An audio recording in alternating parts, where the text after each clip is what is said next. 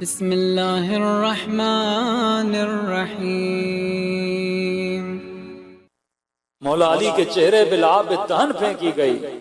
علی کھڑے ہو کر بتاتے ہیں کہ علی وہ ہوتا ہے جو اپنی تربیت کرے، اپنے غصے پہ کنٹرول کرے۔ اگر زبان اپنی آنکھوں پہ کنٹرول نہ کرے تو سمجھو اگر تمہارے اندر تربیت کی صلاحیت نہیں۔ عباس سے علمدار ایسے تو نہیں بنتے نا۔ حسین ابن علی کہ آج حضرت ابراہیم بھی صبر حسین کو دیکھ کر بول اٹھا کہ حسین جتنا صبر تو ابراہیم کے اندر بھی نہیں ہے۔ ایسے تو خدا کسی کو حجت خدا نہیں بناتا نا۔ عباس علمدار۔ کربلا میں دو لوگ تھے، ایک تربیت یافتہ کمال انسانی والے، دوسرے جو حیوانیت کے درجے سے بھی گرے ہوئے تھے۔ علی اصغر کی شہادت کے بعد امام حسین نے دنیا پہ واضح کر دیا کہ حسین کا مقابلہ انسانوں کے ساتھ نہیں تھا، حسین کا مقابلہ حیوانوں کے ساتھ تھا۔ کیونکہ انسان جب گرتا ہے تو حیوان سے بھی زیادہ گر جاتا ہے۔ 2 محرم شمر نے کہا کہ خیمے ہٹا دیے جائیں۔ کہتے ہیں حضرت عباس نے تلوار نکالی اور لکیر کھینچی۔ جلال عباس مشہور تھا، غیظ و غضب عباس مشہور تھا۔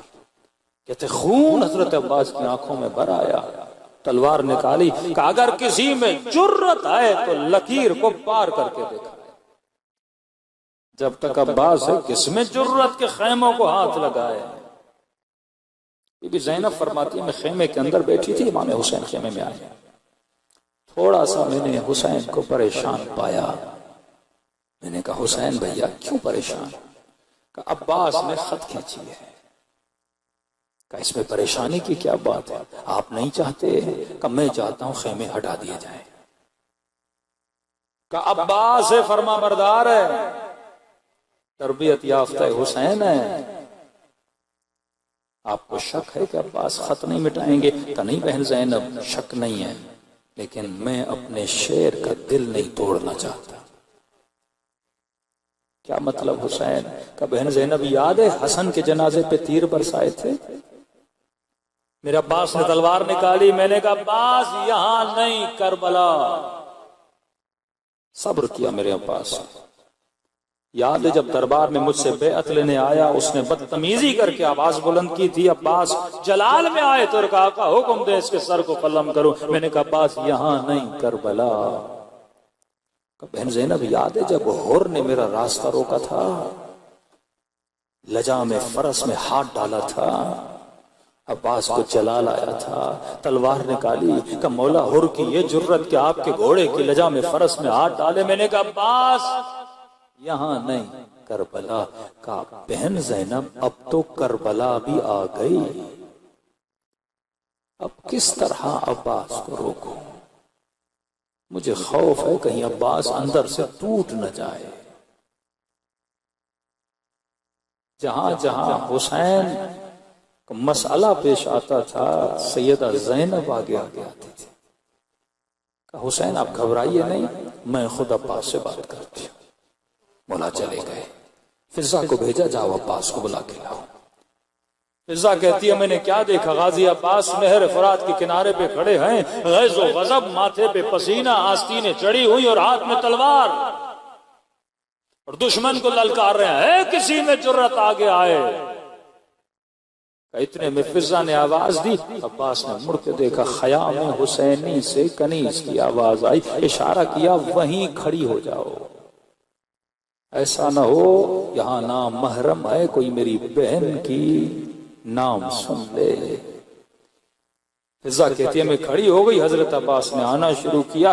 اب جب آ رہے تھے تو میں نے دیکھا آنکھوں میں خون بھرا ہوا، ماتھے پہ پسینہ، آستینیں چڑھی ہوئی۔ کہ جی اماں فضا، آقا زادی زینب بلا رہی ہیں، تربیت دیکھنا۔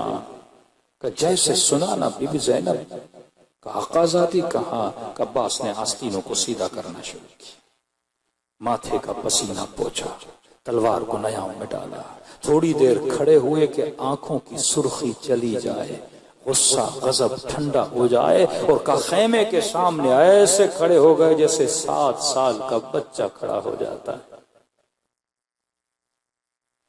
ایک ہی لمحے میں بندہ ادھر اور ادھر، کیونکہ غیظ و غضب و جلال عباس کے کنٹرول میں.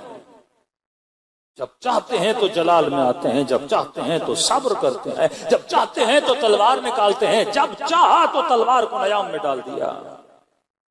علی ہیں اور اولاد علی ہیں، یہ تربیت یافتہ گھرانہ ہے. دنیا کن بحثوں میں پڑی ہے کہ علی کو بھی مانو، علی کے دشمن کو بھی مانو.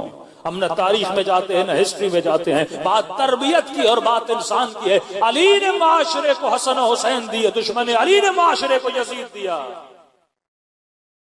یزید اپنی تربیت سے بتا رہا تھا کہ میری تربیت کس نے کی ہے. حسین اپنی تربیت سے بتا رہا ہے کہ میرا تربیت کرنے والا کون ہے. معاشرے کو کیسے پتا چلے گا؟ اور صرف مولا علی نہیں، حسین نے معاشرے کو علی زین العابدین دیا، حسین نے معاشرے کو اکبر دیا، حسین نے معاشرے کو علی اصغر دیا، حسن نے معاشرے کو قاسم دیا. اہل بیت کے دشمنوں نے وہ کون سا فرد تربیت کر کے معاشرے کو دیا ہے؟ یہ پورا گھرانہ تربیت یافتہ اور کمال انسانی پر فائز علم ہو، حلم ہو، سخاوت ہو، صبر ہو، شکر ہو، عبادت ہو. آج بچوں سے پتا چلتا ہے نا کہ باپ کیسا تھا، تربیت سے پتا چلتا ہے نا مربی کیسا تھا. اہل بیت کے گھرانہ اٹھا کر دیکھو. عباس کھڑے ہو گئے، کہا آقا زادی کوئی کام تھا؟ بی بی زینب نے کہا پاس اندر آ جاؤ. کہ جیسے خیمے کے اندر کہ جیسے تو نماز میں 2 زانویں ادب لگا کے بیٹھتا ہے، اسی طرح غازی عباس بیٹھ گئے. کہ جی آقا زادی. کہ میرے شعر سنا ہے تو نے لکیر کھینچی ہے؟ کہ جی آقا زادی کس میں جرت جو آپ کے خیموں کی طرف دیکھے، کس میں جرت جو میرے حسین کے خیموں کو اکھاڑے. کہ عباس میں جانتی ہوں تیرا غرور ہے، تو نے دشمن کو للکارا ہے، تو نے دشمن کو دھمکی دی ہے عباس. لیکن دیکھو حسین یہ چاہتے ہیں کہ خیمے ہٹا دیے جائیں. میں سمجھتی ہوں عباس تیرا غرور ہے، تو خیمے میں بیٹھ جا، میں اکبر کو بھیج دیتی ہوں، میں اون و محمد و قاسم کو بھیجتی ہوں، وہ لکیر ہٹائیں گے، خیمے ہٹا دیں گے. نہ تجھے دشمن کا سامنا کرنا پڑے گا، نہ ان کے تانے سننے پڑیں گے. عباس بات کو سمجھ رہے ہو؟ کہتے ہیں عباس علمدار کھڑے ہو گئے. فرمایا آقا زادی اکبر کیوں جائے گا جب حسین کو نہیں پسند، میں خود جا کے کھینچی ہوئی لکیر کو مٹا دوں گا. دشمن کے تانے کیا ہوتے ہیں؟ اگر حسین کی رضا ہے تو عباس اسی پہ راضی ہے. یہ فلسفہ کربلا ہے، رضا برضا و تسلیما لامر لا معبود سواک یا غیاث المستغیثین. آج تو کس کو راضی کر رہا ہے؟ اگر زندگی میں ہر وہ کام کروں جس سے میرا امام راضی، میرا خدا راضی، پھر دیکھو خدا کون سا مقام عطا کرتا ہے.